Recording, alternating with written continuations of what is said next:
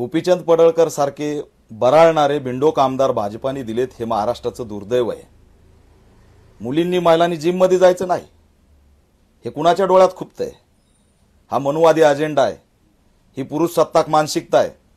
या पुरुष सत्ताक मानसिकतेला डॉक्टर बाबासाहेब आंबेडकरांनी मनुस्मृतीचं दहन करून जाळून टाकलंय आणि त्याला पुन्हा जिवंत करण्याचं काम पडळकर सारखे करतायत। हे मनुवाद्यांचे पायदळ झालेले करतायत। एक दिवस गोपीचंद पडळकरचा समाचार दुसरं तिसरं कोणी घेणार नाही। या राज्याचे सन्माननीय मुख्यमंत्री देवेंद्र फडणवीस यांच्याच पत्नी अमृताताई फडणवीस चपलेनी मारून यांचा समाचार घेतल्याशिवाय राहणार नाहीत।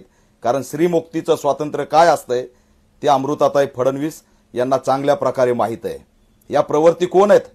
यांना वाटतं महिलांनी प्रगती करू नये, शिक्षण घेऊ नये, विमानं उडू नाहीत, सैन्यामध्ये भरती होऊ नये। आज प्रत्येक स्तरावरती महिला उन्नती करते, प्रगती करते, देशाची राष्ट्रपती होण्याची धमक ठेवते।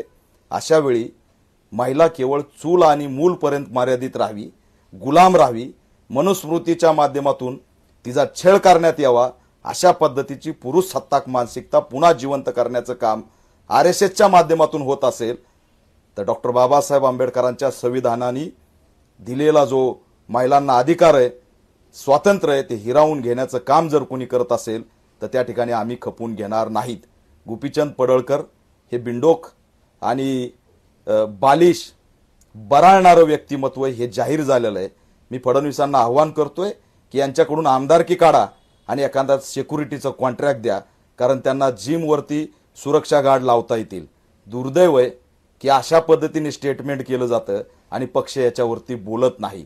त्यामुळे या स्टेटमेंटवर राज्य सरकारने भूमिका घ्यावी, गृहमंत्र्यांनी भूमिका घ्यावी आणि जे पेरलं जातंय ते पेरू देऊ नये असं असणारं आव्हान सुद्धा या माध्यमातून करतोय।